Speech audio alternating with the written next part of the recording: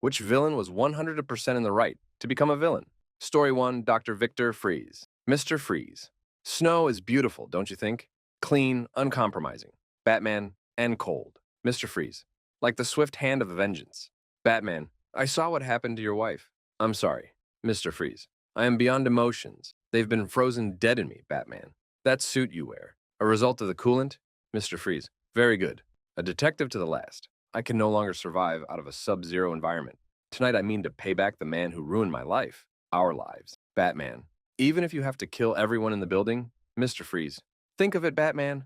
To never again walk upon a summer's day with a hot wind in your face and a warm hand to hold. Oh yes, I'd kill for that. Batman. The Animated Series. Season 1, Heart of Ice. Story 2, Shere Khan from the Jungle Book. Yes, he's ferocious and scary, but he's a tiger. What else is he supposed to do to eat? Sure, he's set up as a villain in the story because he hates Mowgli, but he legitimately dislikes humans in the jungle because they bring guns, fire, and destruction. If Shere Khan was successful in keeping humans out of the jungle, it would be far better for all the animals involved. This is specifically about the original Disney animated movie, but mostly true in the other incarnations, including the original stories by Rudyard Kipling. Story 3, Frankenstein's Monster. If I cannot inspire love, I will cause fear. Story 4, Harvey Dent in The Dark Knight. He was so easy to empathize with. All he wanted was to be a good and honest man, be good at his job, and marry his girlfriend. He had everything he cared about taken from him all at once, and the very system he fought so hard to uphold had utterly failed. And this line is absolutely haunting.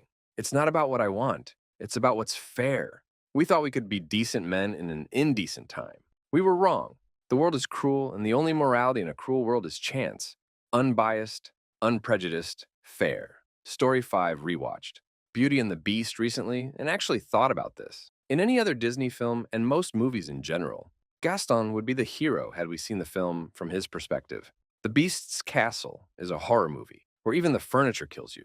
A magically cursed monster kidnaps the sweet, quirky girl in town and threatens her to stay whilst trying to force her to fall in love with him. Not because he has any feelings for her, but to break his magic spell, all while threatening her father. Total Stockholm Syndrome, when she does too. Story 6, Pagan Min in Far Cry 4. He's a brutal, sadistic despot, but he's also perhaps the least bad option for the governing authority in Kyrat, which can either devolve into a full-blown narco-dictatorship or a kingdom under the control of vicious religious extremists, depending on AJ's choices. If you read between the lines, you sort of get the sense that Kyrat is the kind of place that can't function as a modern state without harsh, centralized authoritarian rule in some shape or form.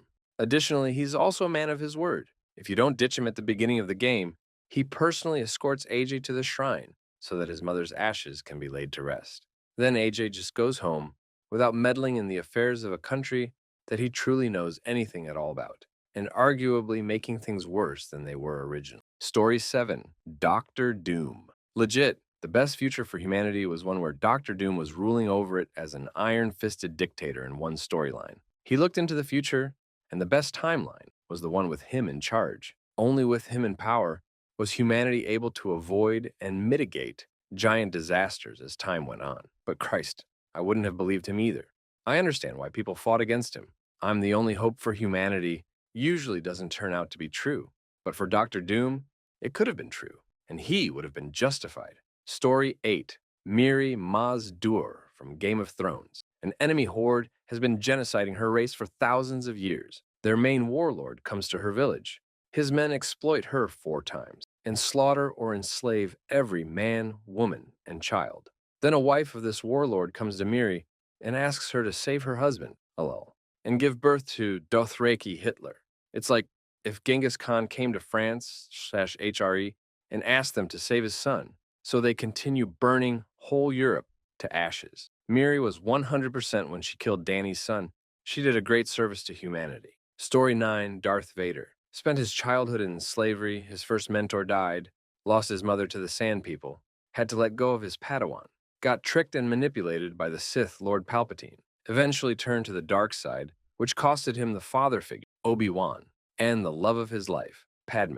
Without exception, most of us would turn to the dark side if that happened to us. Story 10, the Vulture dude in that Spider-Man movie. The government destroyed his business and cost his entire crew their jobs. I didn't see the movie, but the trailer depicted it pretty clearly. He was an honest, hardworking dude until they screwed him. I think that's something that occurs with a handful of Spider-Man villains. Sandman, the Lizard Dude, etc. Story 11. Vlad Masters from Danny Phantom. In the Ultimate Enemy movie, we see that Vlad's ghost half is distinctly more malevolent than Danny's. When the two merge, Vlad's ghost overpowers Danny's ghost and transforms the two into the main antagonist. This version, uninitiated by Vlad or Danny's humanity, becomes the most evil being in the whole show. Meanwhile, when Vlad is purged of his ghost half, he eventually comes to reform himself and shows genuine regret for his past. Even outside all that, though, Vlad had good reason to be pissed. His youth was lost to him due to a screw-up that Jack causes and never apologizes. Vlad is shown to actually be a genius ghost researcher on equal or greater footing than Maddie, while Jack is the screw-up of the three. Jack ends up getting the life Vlad dreamed of, while Vlad spends decades in a hospital bed. Of course he's mad at Jack. Story 12. Kain from Legacy of Kain. Essentially, manipulative forces determined the trajectory that his life would take moments before he was born. When the previous Guardian of Balance, Ariel, was killed by the Hilden Lord, it was deliberately done moments before his birth so that he would become the next Guardian of Balance in the Circle of Nine. However, when Ariel's lover, Nupraptor, the Guardian of Mind in the Circle of Nine, found her dead, he sent out a mental curse of insanity to all other members of the Circle, which included the infant, Kain. The curse of insanity also meant that the Pillars of Nosgoth were corrupted, as the Circle of Nine were not only their guardians, but directly linked to them, which meant that the only way to purge the Circle, and by extension Nosgoth, of its corruption, was to kill all the other members of the Circle. Doing that would undo the corruption, but because the Hilden were sealed by the Pillars of Nosgoth, it meant that they would have been released to rain terror upon the realm. Not only that, but when Kain became a vampire, he was manipulated by Moebius, the Guardian of Time in the Circle of Nine, into going back in time and killing a young king, which then ignited a series of heretical crusades against the vampires that resulted in Kain being the last of his kind. Moebius was doing this partially because of his fanatical hatred for the vampires, but also because he was a servant of the Elder God, an ancient eldritch entity that thrived upon the cycle of life and death in Nosgoth, which was disrupted by the immortal vampires. So Kain is basically faced with an impossible choice: sacrifice his life and purge Nosgoth of its corruption, but at the cost of releasing the Hilden and the extinction of the vampires, or let himself live and preserve the vampiric race, but continue to let Nosgoth decay for eternity. And that's why Kain is the most justified villain protagonist. It allows him to say F you to entities and factions worse than he is. Story 13. Hummel from The Rock. The dude just wanted appropriate payouts to the families of his soldiers who died in the Gulf War, especially after he saw how quickly they were neglected and forgotten by the government. Now, threatening the entire city of San Francisco with a deadly nerve gas maybe wasn't the best way to get the message across. But when he launches the missile, he has the capacity to send it into the bay instead of the city at the last moment, basically admitting the feds called his bluff. He was fully prepared to face the consequences of his actions. Sadly, the other soldiers working for him had other plans. Side note, there's a theory that Mason, Sean Connery, is absolutely supposed to be James Bond just after he was betrayed by his government and put in prison to cover their espionage tracks. And I absolutely believe it. Story 14. Benedict Arnold. He was one of the major players in the American Revolution. He kept the British at bay up north, took and held Fort Ticonderoga, put down rebellions, and his major victory at Saratoga led to the French entering the war. Despite all of this, the Continental Congress passed him over for promotion in favor of other incompetent generals. Arnold was severely injured in the battle, so had plenty of time to stew over this insult. The medal and title of Hero of Saratoga was also awarded to someone else. It wasn't until later when Congress finally restored his seniority. Then, things only got worse, when Arnold was named military governor of Philadelphia. And if anyone is the real traitor here, it's Joseph Reed. This guy badmouthed Washington and also resented Arnold. There's a lot that went on here, but in the end, with trumped-up charges against Arnold, which he was mostly acquitted for, and Reed threatening to hold Philly's militia, and many, many other things, it was no wonder that Arnold finally had enough. Story 15. Dr. Catherine Halsey from the Halo series, kidnapping kindergarten-aged children and subjecting them to the most intense, brutal, and often inhumane military training until they reach young adulthood, then injecting them with a cocktail of physiologically altering drugs to be able to wear the most advanced armor system to give humanity some hope against extinction from an advanced alien race. If that isn't an example of knowingly committing atrocities for the benefit of mankind, I don't know what is. Story 16. Audrey 2 from Little Shop of Horrors. Seymour was literally enabling human feeding. He could have bought some meat from the store, like you can do with normal fly traps. But no, he killed people. He could have bought bags of cow blood, since you can buy those. But no, he cut his own fingers for it. The world destruction could have been avoided if Seymour just thought for 1 second. Story 17. Homelander. I'm not saying he's in any way in the right or sympathetic. He's about as sympathetic and reasonable as Ramsay Bolton from Game of Thrones. That said, I totally get why he got messed up so badly. Raised in a lab without loving parents to be a living American flag. He was quote, to be a PR product designed to make money. He doesn't consider himself human because he was never raised to be one. Story 18. Thanos. He knew that if he doubled the number of resources in the universe, all life would exponentially increase. This excludes the whole Lady Death thing in the comics, and the comics themselves. Removing half the life teaches the remaining ones to cherish what they have. It's that simple. The problem with this is that his solution was just as wrong as doubling the resources, and for the exact same reason, exponential growth. You can't just genocide half of the universe and hope that they learn the specific lesson you were trying to teach them.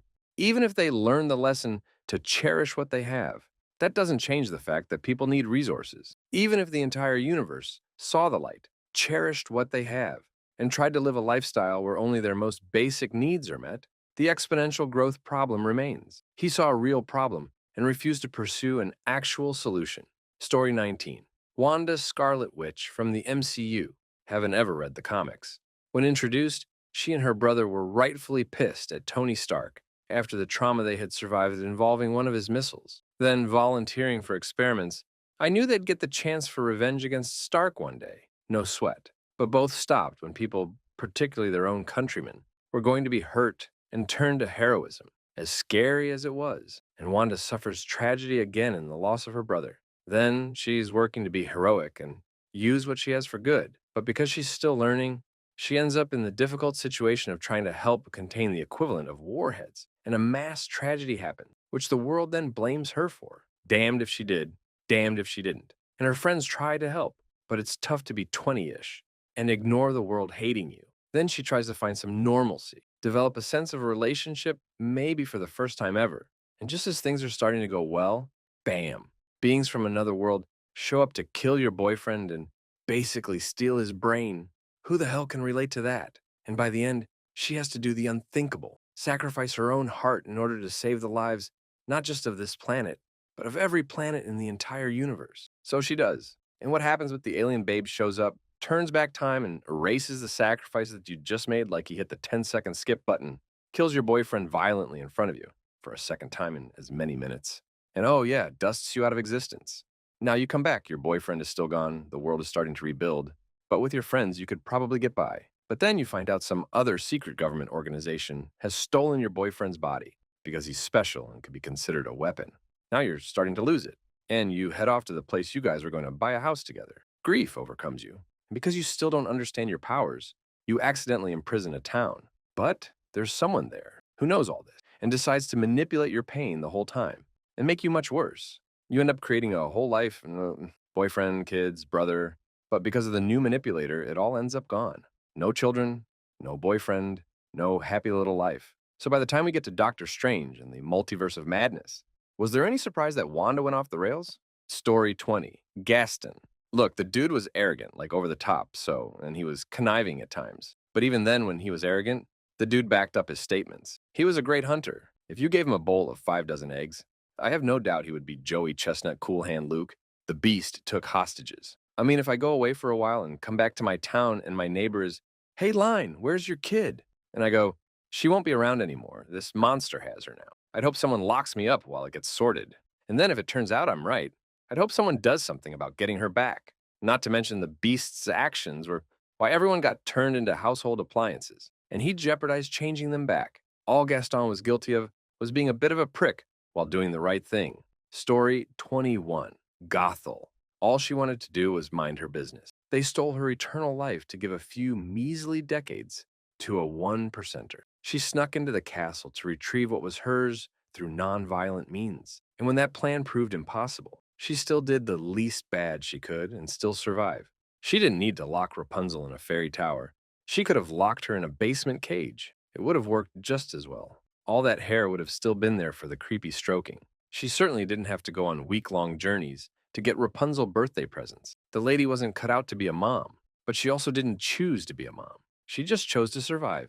Yes, she kept Rapunzel locked up, but can you really deny that she was right about what men would do if they found out her secret? The very first other human Rapunzel met took her away, leaving Gothel to suffer a horrible death. So it wasn't paranoia, it was realism about the situation. Really, it is a tragic and horrible story. Story 22. Arthas. He knew the only way to save Lordaeron was by purging Stratholme to prevent the plague of undeath from spreading across the land. His own people turned their backs on him because they weren't willing to kill innocents already infected and about to turn into scourge. It was a necessary evil in order to save his kingdom. He eventually became so fanatical about eradicating the scourge that he unwittingly joined them by taking up Frostmourne and became a servant of the Lich King.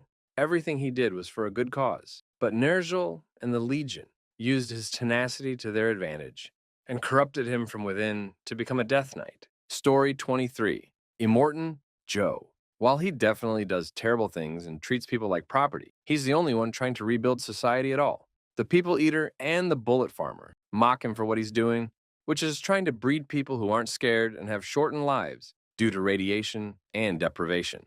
The whole reason why the story ends at the Citadel is because, for better or worse, it's the best hope for rebuilding society. Story 24. Darth Vader, born into slavery, then immediately taken into the Jedi, where they controlled his every move. His original mentor dies, so they put him with a mentor who frankly was not up for the task. Whenever he voiced legitimate and rational concerns, he was shot down and or humiliated. When the time came for the Jedi to act with honor, they instead rushed Ahsoka's trial to appease political parties and almost convicted an innocent person, one in which he cared deeply about. The Jedi seemed to have hamstrung him at every turn, and while yes, he allowed Palpatine to corrupt his mind, the Jedi gave Palpatine the ammunition to use against Anakin. Did he murder innocent children? By real-life standards, yes, but they were really Force-sensitive children training to become Jedi.